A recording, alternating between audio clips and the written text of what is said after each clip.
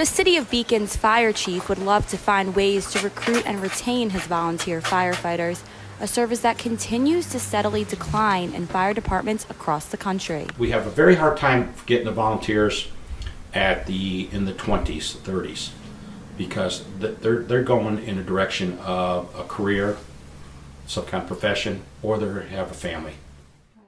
Volunteer firefighters make up about 70% of the nation's fire departments, according to the National Fire Protection Association, with small communities being served by firemen that are almost all volunteers. The big thing now in the fire service is the communities are kind of requirement is emergency medical service. They want more from everybody.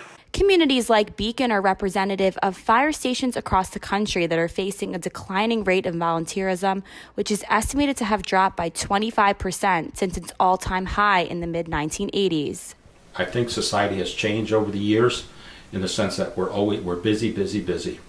And when you have weekly drills or a month drill that's required, you're taking them away from their family. As Chief Van Voris points out, it is really critical to continue to attract and train young people so they feel qualified and get satisfaction out of their involvement. We go to the schools and we're really doing fire prevention, but we're also looking for recruitment. Because you can join the state of New York at 16, we want kids thinking at 14 and 15, kind of get them educated on what's going on. Mark, now 53 and a career firefighter, is representative of the kind of commitment the chief is looking for. I started when I was 16 years old. I was actually the first junior firefighter in Beacon.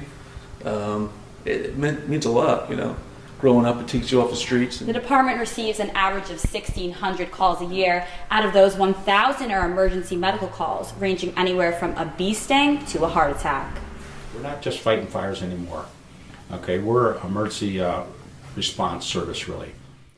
The chief meets with city officials frequently to make sure he has budget for proper training and equipment, and he is out there as much as possible communicating the rewards of this type of community service.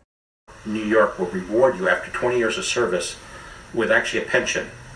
The highest is like $400 a month. They give a pension.